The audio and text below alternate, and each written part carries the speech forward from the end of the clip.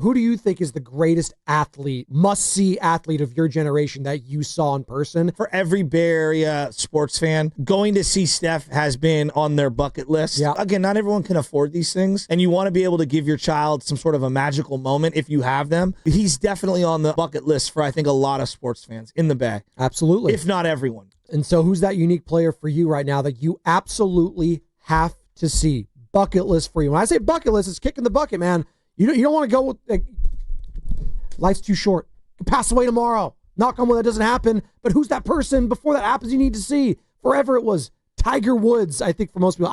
I've seen Tiger. I saw Tiger at Pebble. I've seen him at Pebble too, but it was really cool. U.S. Open. Oh, U.S. Open. See, I saw him at the AT&T like way back when he was still doing that because he stopped doing that circuit for a little bit. Phil, I've seen. Phil was cool. But Joe, there's nothing like Tiger. It's just different, man. It was at Pebble Beach, U.S. Open, I don't know, 6-7 years ago. Went down there. It was like half raining. It was me, my brother, my dad. I think Guido or Ryan Covey. I forget which. I think it might have been both of them. I can't remember who went down there.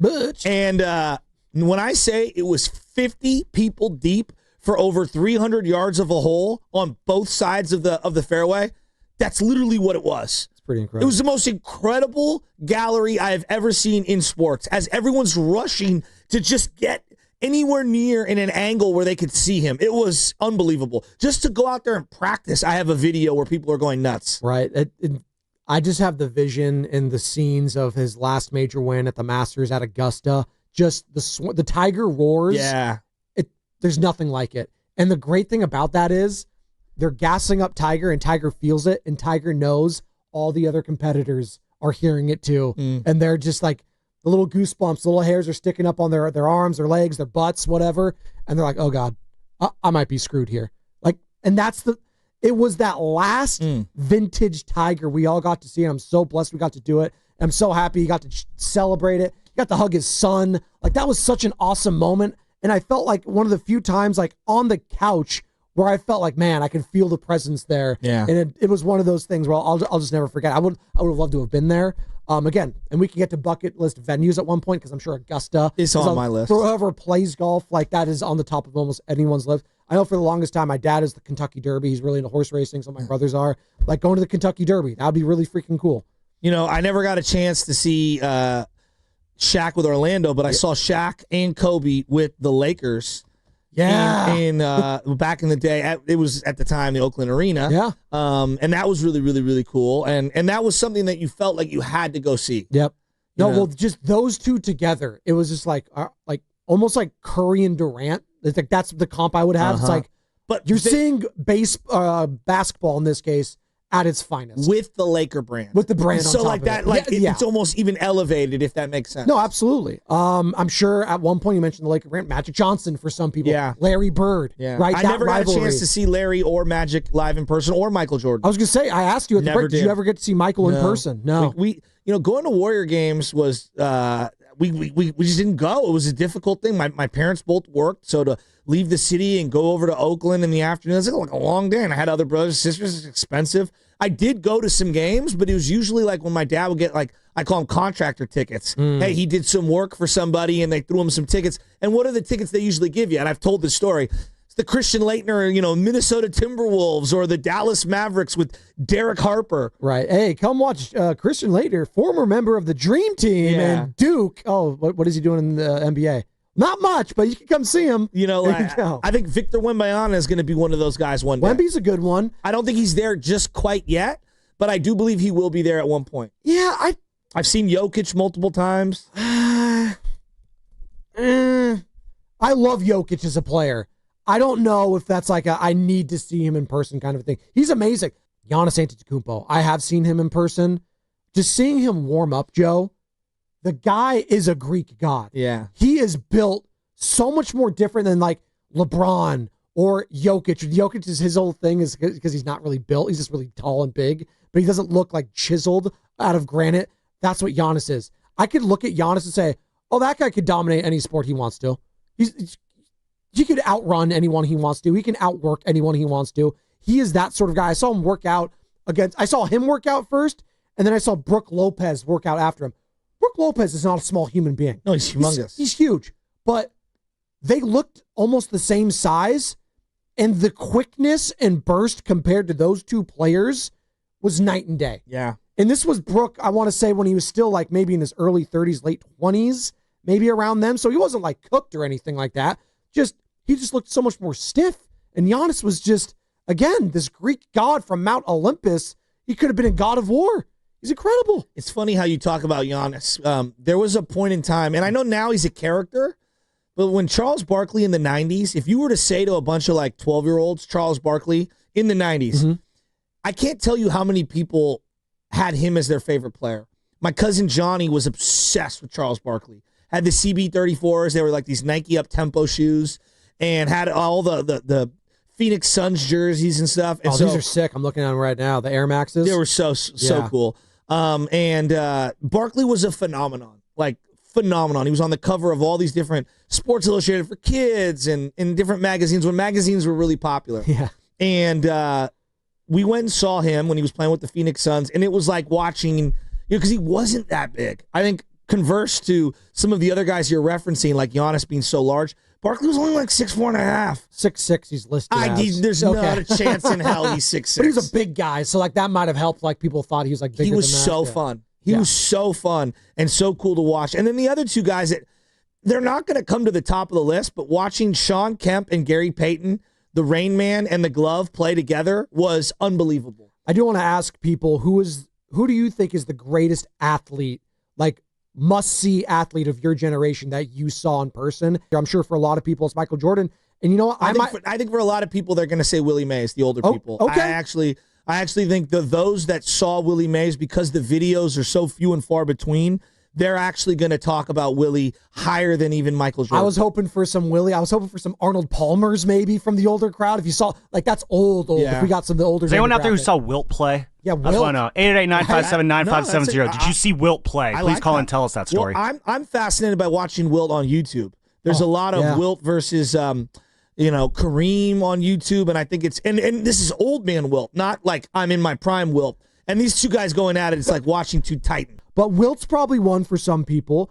Like, if I look back right now, the greatest, like, must-see athlete that I saw in my generation, I've seen LeBron, I've seen Steph, I've seen Kobe. Did you see Jerry Rice live?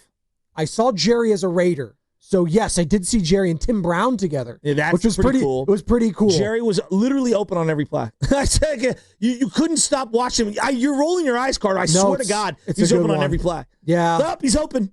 That's a good one. T.O. was that way, too. I saw Barry, right? Like, Barry was larger than life. Absolutely. In more ways than one, but yes, he was that guy for a lot of people. How many people predicted a Barry home run? I mean, you go there.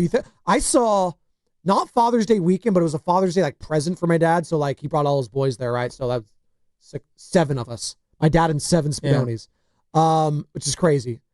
And we all went to an A's-Giants game, and it was at then Pac Bell Park, I think. And it was Giambi and Bonds. Like, those were the two big names there. It was sick. The Giambino boys, yeah. So it's funny that you bring up Bonds, because people might not see it now this way, but in the 90s. I'm getting Bronny James, by the way, on the Boxer and Gerson work injury attorney's text line. So that's a good one. I just wanted to see his face. It's a -4. I just wanted to see his face. This is going to sound insane. Like, you guys are going to think I'm crazy here. There was a point in time in the mid-'90s where Griffey had this campaign, Griffey for President, with Nike baseball and just Nike in general. And they had these swingman shoes, these Griffey shoes. And Griffey was larger than life. And they had this huge campaign. And I remember the Mariners came into town, and it was Jose Cruz Jr. playing for the Mariners alongside Jay Buhner and Ken Griffey Jr. And when Griffey came to Candlestick, it was a spectacle. And this is the beginning of interleague, okay? Because interleague play was a novelty at that time. Right. It was very, very new. It must have been 97, 98, 99, somewhere in that range. And watching Ken Griffey Jr. take cuts in, pregame warmups was one of the just insane things I've ever seen. And seeing all the kids in the outfield walls go crazy in the old center field pull-out bleachers, the metal ones. And there was just a moment in time where Griffey was was bigger than Bonds. I mean, he really was. And Bonds was large. I'm not saying he wasn't, but Griffey was on a whole nother level. But it was the swag, right? He was cool. Joe. Like that's there is something there that was a campaign. Yeah. That's the thing. I can't explain it in real terms now, but like imagine an entire advertisement campaign on television, like advertising Griffey as the dude. Well, like Magic and Larry, like they saved NBA. They were their own thing. Michael's is different. It was different. 100%. It was different. He resonated. He was the next. He was cool. He had the commercials. Pre-social media. If I could be like Mike, right? Like there was magazines were big, right? And video games were big, and shoes were big, like selling shoes, like East Bay. I don't know if you remember what East Bay was. Oh yeah, we had my brothers had it. My brothers are all your age, Joe. Around so your we age. would flip through East Bay and it'd be all Griffey stuff. Yeah. You know what I mean? Like I gotta have all of this stuff. Griffey was bigger than life. And so to go see Ken Griffey Jr. and the way the bat would wiggle and the hat backwards, and dude, he was just a phenomenon. He was a comet. Again, Bo Jackson here, obviously. Bo Jackson was a great one. And then he was just a flash in the pan too. Like that, he was gone as far as his football career is concerned. If he had never gotten hurt, I think he could have been a Hall of Famer in two sports. You guys don't understand. Like they went to commercial at the All-Star break. They showed a Bo Jackson commercial. He came out, hit a home run. Was that the Bo Says Hello home run? It's like one of the most off a giant. Yeah. It's one of off the most, Rick Russell, yeah. It's one of the most iconic moments in the history of television and marketing of all time. You and could Bo not have says scripted hello. something more incredible.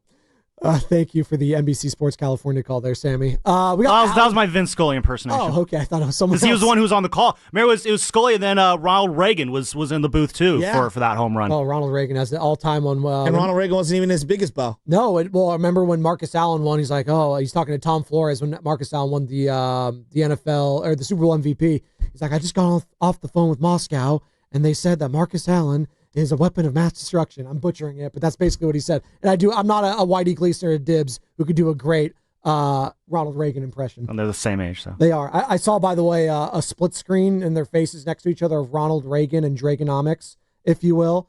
Shut up, Mac Dre. And CJ McCollum, and their faces are side by side when it comes to their economic policies.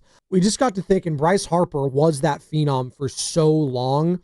And not that like the full cachet of him is lost on some people, but he's no longer like the hot ticket in town. He's not Paul Skeens. He's not Shohei Ohtani. And this is just life in general. Like it's very difficult to be that player from start to finish that's must see. Like Steph at this age, like for the rest of it, like if he plays a couple more seasons, whatever it is, he's going to be must see. He just is. I think LeBron's the same way. I think for every Bay Area sports fan, going to see Steph has been on their bucket list. Yeah. Because not everyone can afford these things. And you want to be able to give your child some sort of a magical moment if you have them. And he's definitely on the bucket list for, I think, a lot of sports fans in the Bay. Absolutely. If not everyone.